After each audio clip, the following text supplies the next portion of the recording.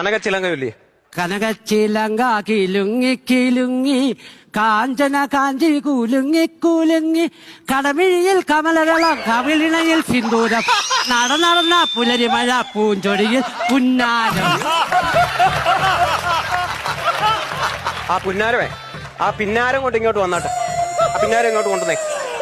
എന്തോ അത്? കടമിഴിയിൽ കമലതളം. കമലതളം. കടമിഴിയിൽ കമലതളം എന്നാണോ? അങ്ങനെ നിനക്ക് സമാധാനമായില്ലോ?